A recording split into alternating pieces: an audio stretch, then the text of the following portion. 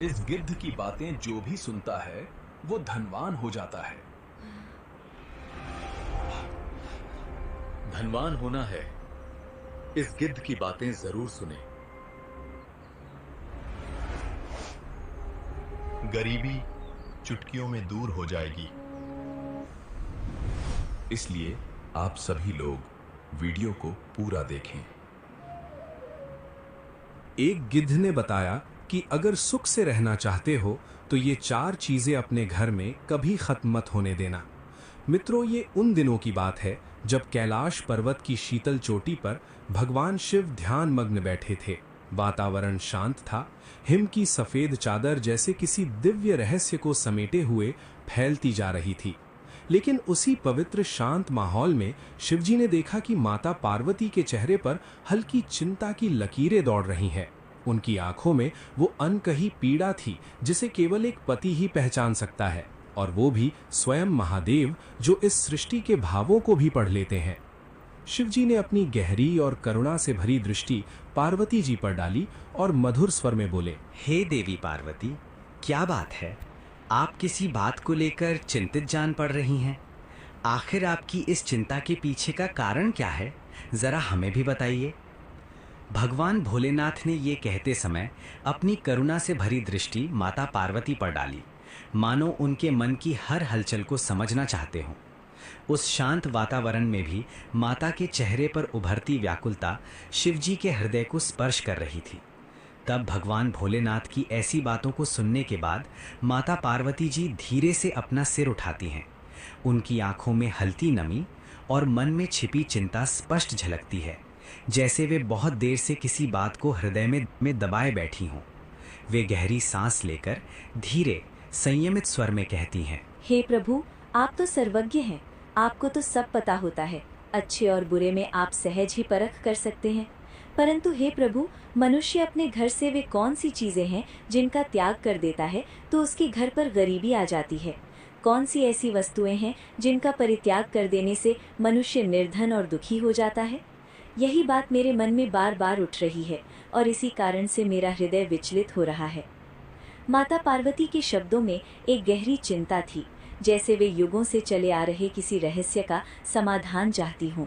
उन्होंने अत्यंत विनम्रता से शिवजी की ओर देखा, मानो अपने सभी प्रश्नों को उनके चरणों में समर्पित कर दिया हो। तब भगवान भोलेनाथ माता की ओर सौम्य मुस्कान के साथ देखते हुए कहते हैं, हे देवी, आज तो आपने मुझसे ऐसा प्रश्न किया है मानो मानव जाति को गरीबी से मुक्त करने का कोई दिव्य मंत्र ही मांग लिया हो। परंतु आपने यह प्रश्न मुझसे किया है और आप मेरी अर्धांगिनी हैं, इसलिए मैं आपके इस प्रश्न का उत्तर अवश्य दूंगा। मैं आपको इस जिज्ञासा का समाधान एक कहानी के माध्यम से देने का प्रयास करूंगा। आप इस कहानी को शुरू से लेकर अंत तक अवश्य सुनिएगा, तभी आपका संदेह पूर्ण रूप से दूर होगा। तब माता पार्वती जी शिवजी की ओर गहरी श्रद्धा से देखती हुई कहती हैं, हे प्रभु, मुझे आपके मुख से ये कहानी सुनने का सौभाग्य मिलेगा, यही मेरे लिए सबसे बड़ा धन्यवाद है।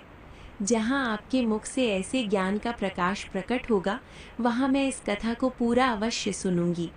आपके शब्द ही मेरे लिए मार्गदर्शन है और आपके द्वारा कही गई हर बात मेरे हृदय में अमिट रूप से बस जाती है। इसलिए हे स्वामी, आप इस कहानी को आरंभ कीजिए। मैं संपूर्ण मन से इसे सुनने के लिए तैयार हूँ। तब भगवान भोलेनाथ माता पार्वती की ओर स्नेह और गंभीरता से देखते हुए आगे कहते हैं, हे देवी पार्वती, एक पहाड़ी पर बैठा एक बूढ़ा गिद्ध रोज दुखी पक्षियों और जानवरों की बातें सुनता था। वह स्वयं तो बहुत वृद्ध था, परंतु बुद्धि में अत्यंत प्रखर। इसलिए जंगल के सभी जीव उसकी ओर सम्मान और विश्वास से देखते थे। हर दिन कोई न कोई अपनी परेशानियां लेकर उसके पास आता और वो गिद्ध बड़ी शांति से सबकी बातें सुनता रहता, मानो उसके पंखों पर ही उनके दुखों का बोझ उतर जाता हो। एक दिन अचानक वहां एक कौवा आया। उसकी चाल में बेचैनी थी, आंखों में घबराहट थी और पंख अस्त व्यस्त थे।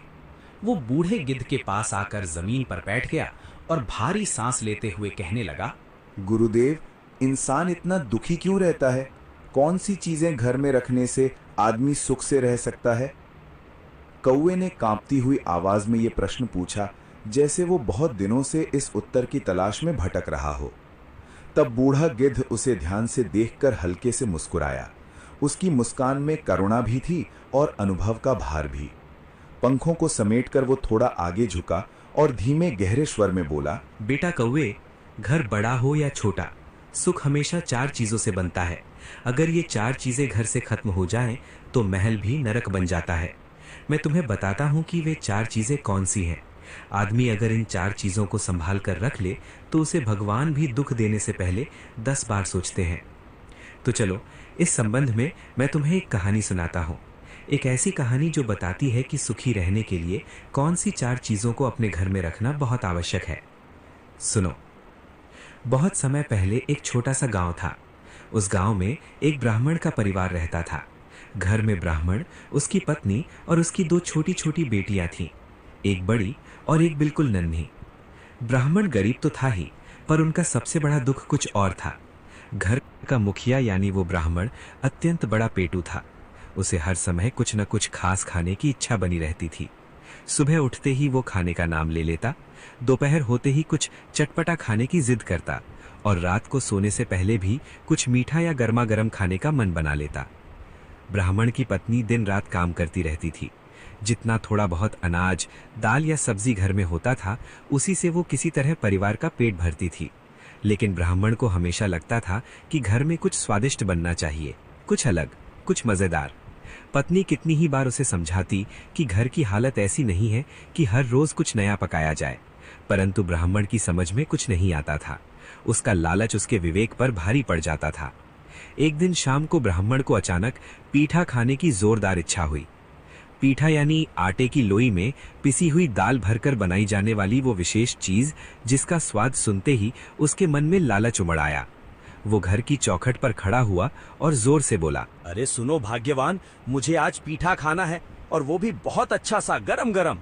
ब्राह्मण ने जोर से कहा, मानो उसका मन उसी स्वाद में डूबा हुआ हो। पत्नी ये सुनकर घबरा गई। उसके चेहरे पर एकदम चिंता छा गई, क्योंकि वो जानती थी कि घर में ना तो दाल बची है, न ही आटा इतना है कि पीठा बनाया जा सके। वो धीरे से कांपती हुई आवाज में कहने लगी, अरे पीठा कहाँ से बनाऊं? घर में चावल का आटा नहीं है, गुड़ नहीं है, नारियल नहीं है, कुछ भी तो नहीं है। पत्नी की आवाज में असहायता भी थी और चिंता भी, क्योंकि वो जानती थी कि खाली हाथ कुछ भी नहीं बनाया जा सकता। ब्राह्मण ने उसकी बात सुनकर माथे पर गहरी शिकन डाल ली, आंखों में खींच झलक आई और वो झुंझलाते हुए बोला, तुम चिंता क्यों करती हो? मैं सब जुगाड़ कर लूंगा। मुझे आज पीठा चाहिए तो चाहिए। इतना कहकर वो अपनी लाठी उठाता है और भिक्षा मांगने घर घर निकल पड़ता है। गरीबों के घर में भिक्षा मांगने में समय लगता है। कहीं थोड़े चावल मिल गए, कहीं मुट्ठी भर गुड़ मिल गया, कहीं थोड़ा आटा मिल गया। ब्राह्मण सुबह से लेकर रात तक पूरे गांव में भटकता रहा। बड़ी मुश्किल से इतना सामान इकट्ठा हो पाया कि पीठा बन सके। रात गहरा चुकी थी, आकाश में तारों की मंद चमक फैल चुकी थी, लेकिन ब्राह्मण खुशी खुशी घर लौट रहा था, जैसे उसने कोई बहुत बड़ा खजाना पा लिया हो। घर पहुंचते ही उसने सारा सामान अपनी पत्नी के हाथ में थमा दिया और आदेश देते हुए बोला, अरे जल्दी जल्दी बनाओ, आज तो मेरा बहुत ही मन कर रहा है।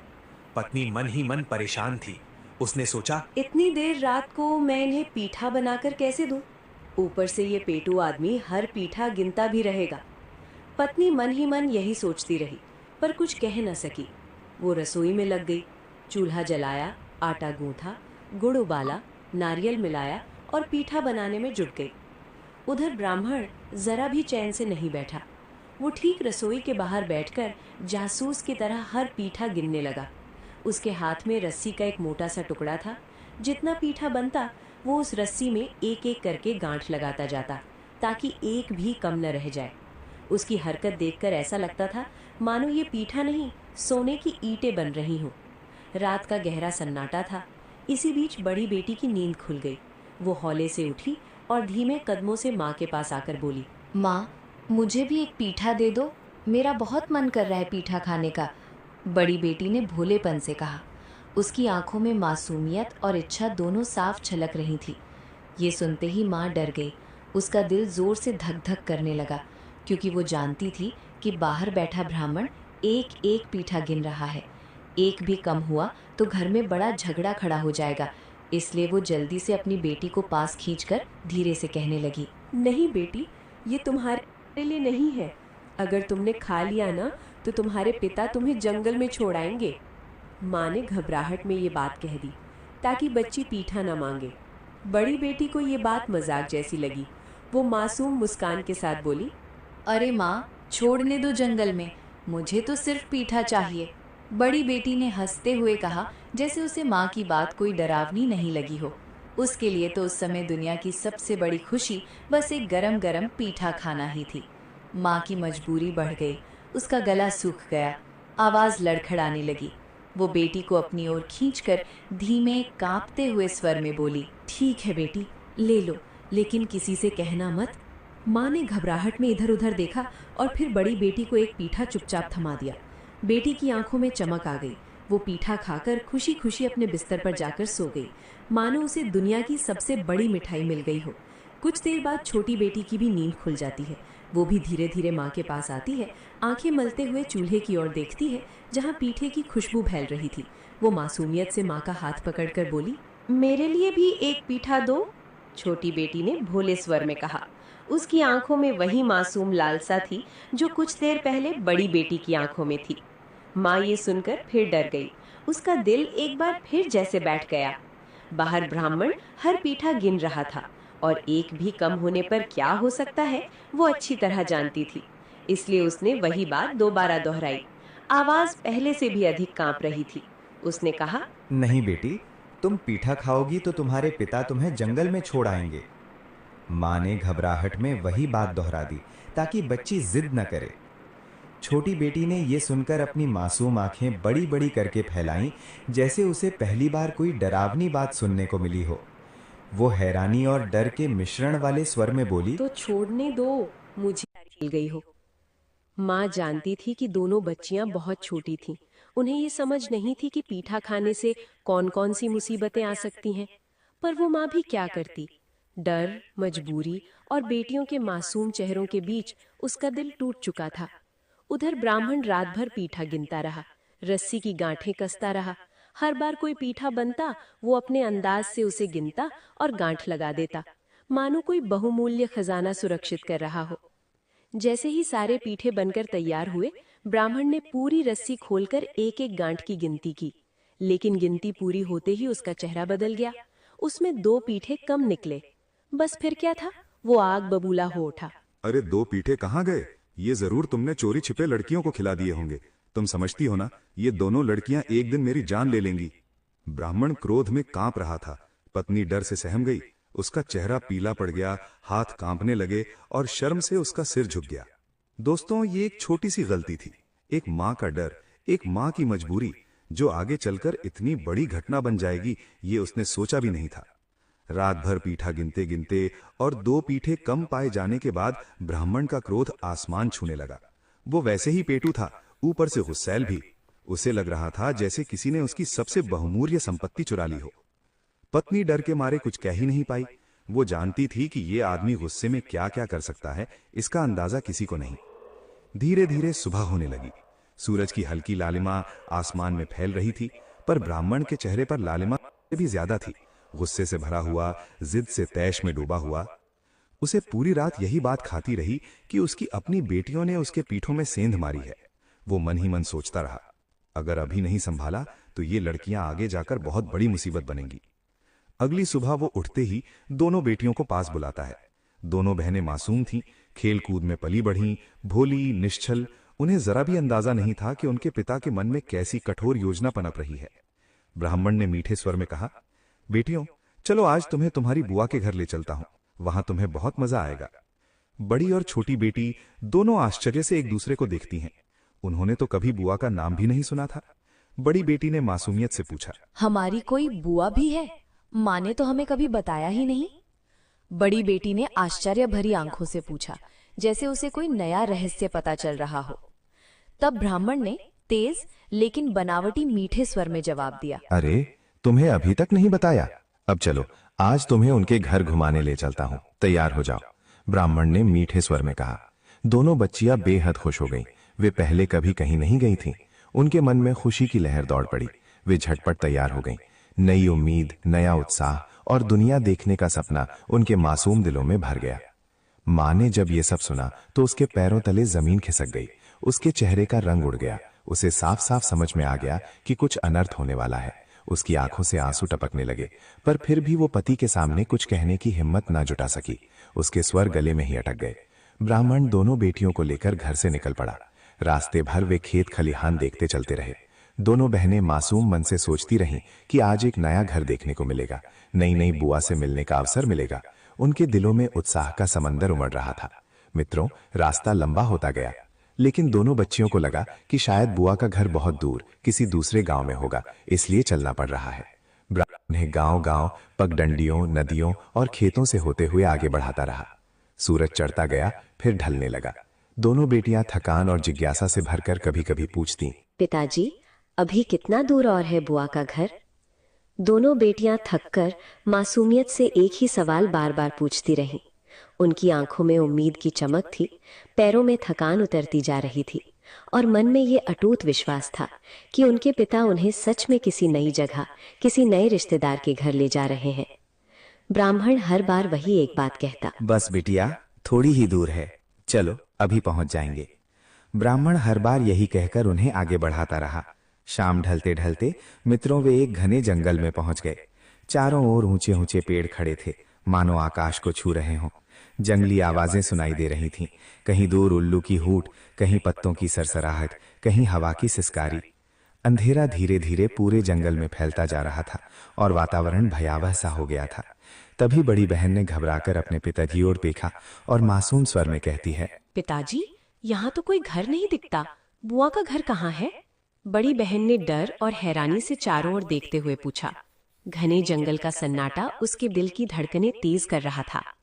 ब्राह्मण ने तुरंत जवाब देना था ताकि बच्चे शक न करें, इसलिए वो थोड़ा नरम सुर में बोला, बस बिटिया, अब हम लोग बहुत चल चुके हैं, तुम्हें थकान लग रही होगी। वो बड़े पेड़ के नीचे बैठकर थोड़ा सा आराम कर लो, फिर उसके बाद आगे चलेंगे। दोनों बहनें बेहद थकी हुई थीं। पिता की गोद उन्हें सुरक्षित लगती थी, इसलिए वे उसके पास जाकर सिर रखकर लेट गईं।